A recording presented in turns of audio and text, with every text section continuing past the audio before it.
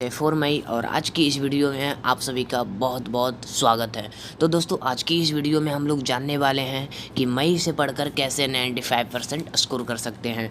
तो इसके लिए आप देखिए, सबसे पहले तो आप लोग थंबनेल देखे ही होंगे कि कमज़ोर छात्र ज़रूर देखें, तो बिल्कुल ऑब्वियसली बहुत सही है, ठीक है। तो उसके लिए सबसे पहले हम वीडियो सबसे पहले तो आप सभी के सामने एक दिख रहा होगा, तो स्कूल कोचिंग जाते हैं पर घर में नहीं पढ़ते। स्टूडेंट का सबसे ज़्यादा प्रॉब्लम होता है ना कि स्कूल या कोचिंग जो जाते हैं पर क्या होता है ना कि वो सेल्फ स्टडी ही नहीं करते हैं।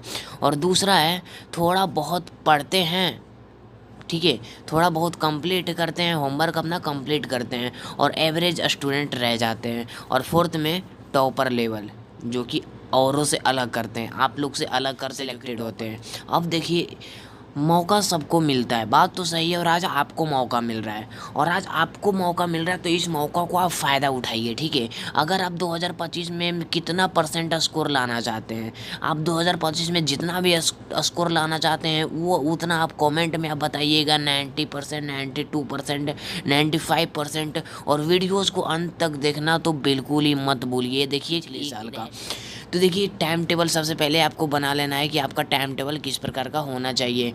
तो देखिए, स्कूल या कोचिंग या ऑनलाइन, ठीक है, कोचिंग आप ऑनलाइन या ऑफलाइन आप पढ़ते हैं उससे कोई भी मैटर नहीं करता, सिर्फ आप कोचिंग और सेल्फ स्टडी।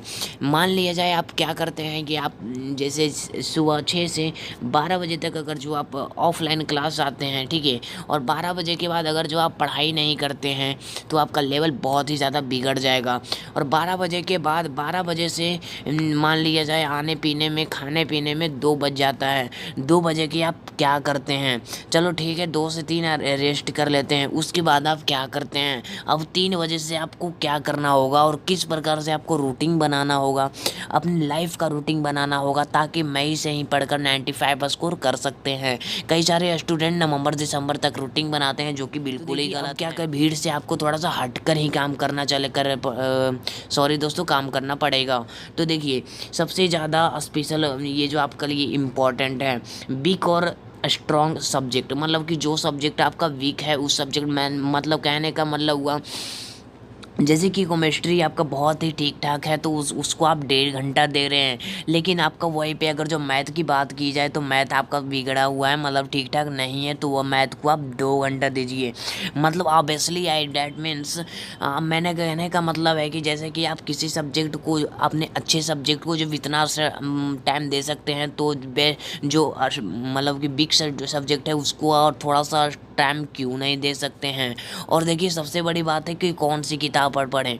कई सारे दोस्त लोग क्या करते हैं ना कि ये उसको देख रहे हैं, वो ये खरीद रहा है, वो खरीद रहा है, तो हम भी उसी के साथ चलें। तो आप बिल्कुल ही ऐसा मत कीजिए। आप हम आपसे हाथ जोड़कर रिक्वेस्ट है या बस आप NCERT पे फोकस कीजिए, क्योंकि अब 3 साल से 4 साल पिछले पेपर सारा NCERT पे ही दिया जा रहा है। और दिन भर आप क्या करते हैं, कोचिंग या स्कूल जाते हैं, तो आपका सबसे पहले तो आपको कितना बार बोलूँ, रूटीन तो बनाना ही पड़ेगा। तो देखिए, सबसे पहले आप जब कोचिंग जाते हैं तो कोचिंग मान लिया जाए आप 7 बजे कोचिंग जाते हैं और आते हैं 12 बजे, और 12 बजे अगर खाने पीने नहाने धोने मतलब 3 बज जाता है। और 3 बजने के बाद आप क्या करते हैं, तो 3 से 4, जैसे कि यहाँ पे 3 से 4 एक सब्जेक्ट को आप पढ़ लीजिए, 3 से 4 नहीं 4:30 तक एक सब्जेक्ट को आप पढ़ लीजिए, ठीक है। और उसके बाद थोड़ा सा घूम घाम लीजिए, मतलब कि बढ़ लीजिए, 4:30 आपके पास हो चुका है।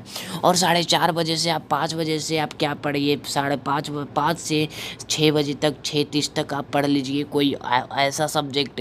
और 6:30 से मतलब कि फिर उसके बाद 7 बजे से स्टार्ट कीजिए, 8:30 तक आज कोई अच्छा सब्जेक्ट पढ़ लीजिए। और 8:30 आपका बज चुका है, अब खाना पीना का बात आया तो बज गया 9, चलो 10 बज गया, लेकिन इतना भी ज़्यादा टाइम नहीं लिया जाता है स्टूडेंट लाइफ में।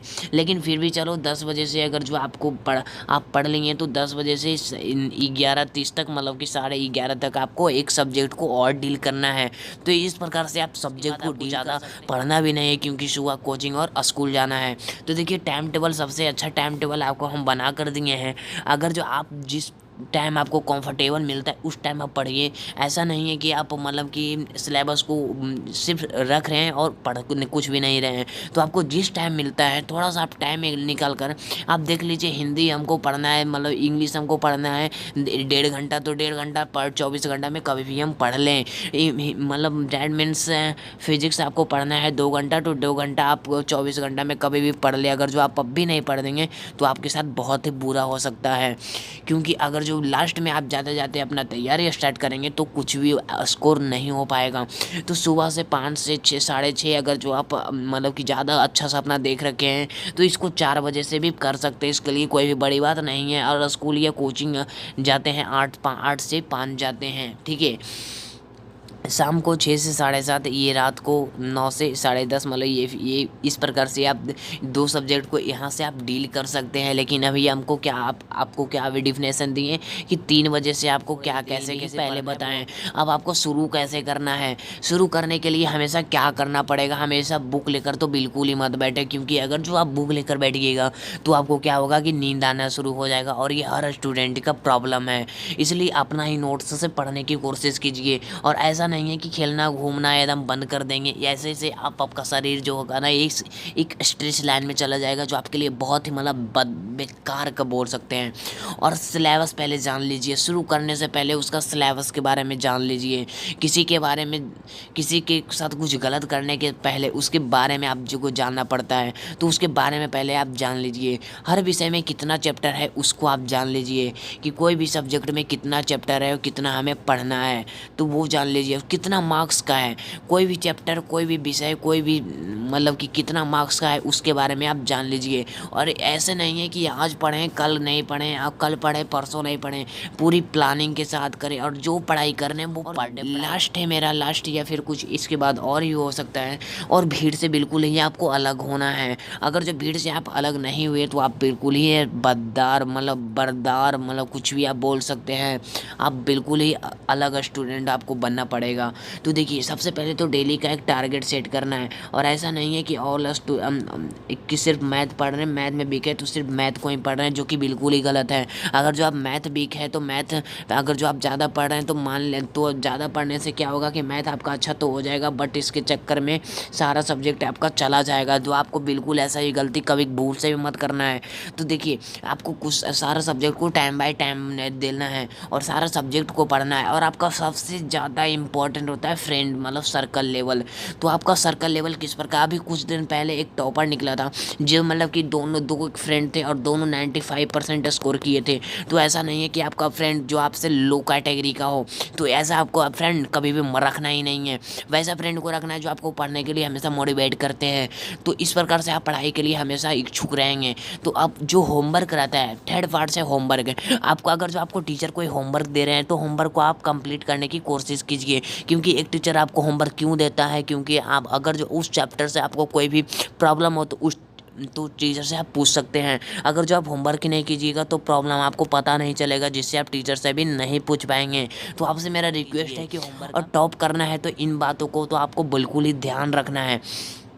सबसे पहली बात तो आपको रटना नहीं है। बहुत सारे स्टूडेंट क्या होते हैं, जल्दी जल्दी के चक्कर में क्या होता है ना, रटना स्टार्ट करते हैं, जो कि बिल्कुल ही गलत है मेरे भाई। रटना तो आपको बिल्कुल नहीं है। फार्मूला, जो भी इंपॉर्टेंट फार्मूला है ना, उसको आपको याद करना है। चैप्टर के इंपॉर्टेंट टॉपिक, जैसे कि ये मेरा सेकेंड चैप्टर अब खत्म हो चुका है, ठीक है, सेकेंड चैप्टर आज मेरा खत्म हो चुका है, तो उसका इंपॉर्टेंट टॉपिक वो हुआ लेसन से आई सॉल्व को, मतलब कि जो इंपॉर्टेंट जैसे कि मेरा सेकेंड चैप्टर ख़त्म हो चुका है, और सेकेंड चैप्टर ख़त्म होने के बाद उससे जो इम्पोर्टेंट क्वेश्चन है ना, उसको इम्पोर्टेंट क्वेश्चन को करना है। और जो उस लेसन से जो आया है ना, बोर्ड एग्जाम में जो आया है क्वेश्चन, उस क्वेश्चन को सॉल्व करना होगा। नॉमरिकल, ये सारा सब चीज़ को सॉल्व करके रखना है। और टेस्ट तो आपको बताए थे, बिल्कुल ही देना है। और रिवीजन, संडे रिवीजन आप रख लीजिए, या फिर आपको जिस दिन कंफर्टेबल मिलता है उस दिन रिवीजन करते रहिए। लेकिन कम से कम तो मंथ में एक बार तो आप, 1 या 2 2 बार कोशिश कीजिए कि 2 बार आपको रिवीजन करना ही है, तब भी आपको 100% स्कोर हो पाएगा।